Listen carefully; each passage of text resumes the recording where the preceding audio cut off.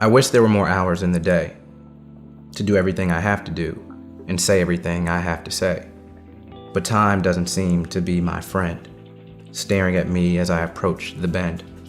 Time gets further and further away.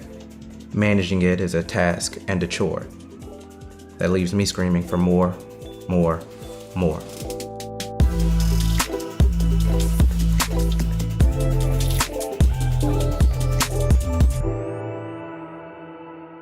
Let's face it, as entrepreneurs, it's up to us to define how we spend our time and what takes priority over other things.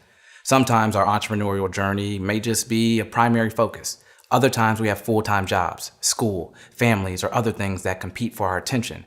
In a lot of moments, it seems like 24 hours to get things done just isn't enough, and the stress of considering it all can feed inaction. So how do we fix that? Well, that's what this frame is all about. Improving our time management as entrepreneurs and how to move from spending our time to investing it. When you think about time, are you asking yourself the right questions?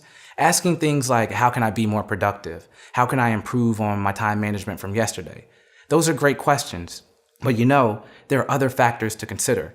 What we love about time management is that it's a competition with the only person worth competing against, yourself, maximizing your time more effectively than you have before. However, this doesn't have to be a daily thing. Think about your time management in terms of a weekly system, not a daily habit. This effectively expands the amount of time you can allocate yourself to complete tasks and gives you more control over structuring the actions you take. We found that when people move from the 24-hour mindset to the 168 hours in a week mindset, productivity skyrockets. Why?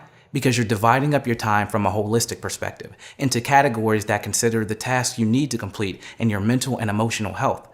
You'll be surprised at how much time you free up for things you want to do and how forward-looking you become to complete the tasks you need to in order to realize your dreams. Without further anticipation, we present to you our 24 versus 168 frame for maximizing your time.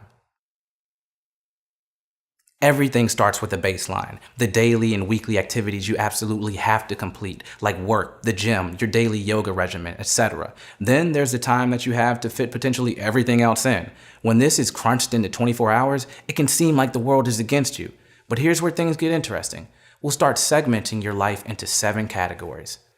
Baseline activities is the first. Then the following categories are mental, physical, emotional, social, natural, and spiritual. We recognize you may not be religious or spiritual, so just bear with us here. In each of these 7 categories, you'll write down the activities that you do and want to do each week. We've found that the latter 6 categories help unlock a power in entrepreneurs that fuels productivity, creativity, and peace of mind. Now, don't approach this from a 24-hour perspective. Approach it from a 168-hour perspective, where every day you have the opportunity to fulfill your baseline activities and can integrate the other ones. List out each day of the week and start to place items where they fit with how you mentally and physically feel each week. For instance, if you find yourself drained after a Monday, you may not want to fill Monday up with additionally exerting activities, but instead, activities that recharge your mind and your body for the next day ahead.